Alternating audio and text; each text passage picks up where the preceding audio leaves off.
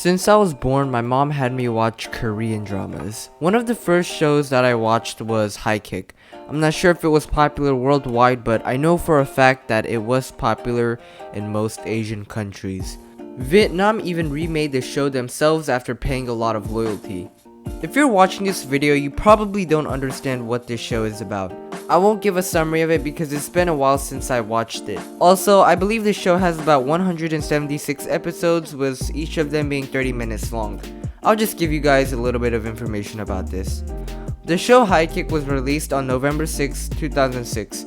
It's a sitcom, and if you don't know what that is, you can kind of tell by the word itself. Sit meaning situation and com meaning comedy. So it's a situation comedy. Basically, most of the things that are happening in the show can happen in real life, but they're also trying to be funny at the same time.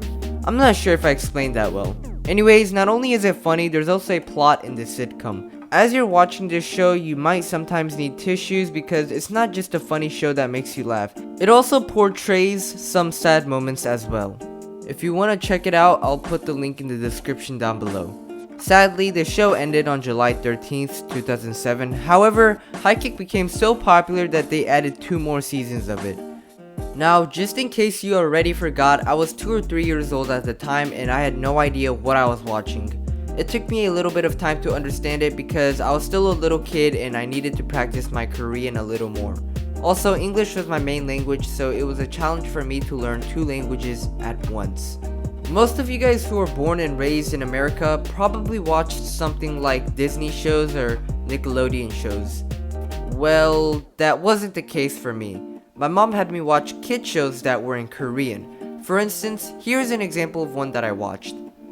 The show originated from Japan, however, I watched the Korean version of it because the Japanese version is way too inappropriate. The Korean version is inappropriate too, but it's less inappropriate than the original version of the show. Anyway, the kid that's wearing a red t-shirt is supposed to act funny, or in other words, immature.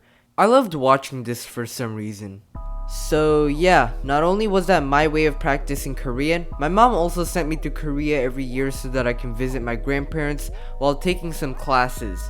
Now, I feel very grateful because most of my friends and classmates couldn't have that opportunity because flight tickets are so expensive from here to Korea, and most of them have never even been in another country. So yeah, mom, if you're watching this, I appreciate you sending me to Korea every year. I even made a travel vlog video of me going to Korea about half a year ago. We probably won't be traveling back this year because of this pandemic, and I also need to focus on schoolwork because my childhood life is unfortunately coming a step closer to the end, and if I want to get a good job in the future, I need to get good grades in school. Anyways, you get the point. My mom thought it would be great for me to speak Korean as my second language, and I think it's going to be great as well if I get better at it because it will benefit me in many ways. As you know, learning Korean is one of the reasons why I watch K-dramas. I think K-dramas are more fun to watch too. However, I haven't watched enough American TV shows to say that it's more fun or boring to watch. I still watch Korean dramas to this day, mostly when I'm eating dinner, but other than that, I don't watch them during my own time. I'm probably going to continue watching them in the future too. Also, I forgot to mention, around 2000, K-dramas were starting to become popular in Asia, and around 2010, it became popular worldwide.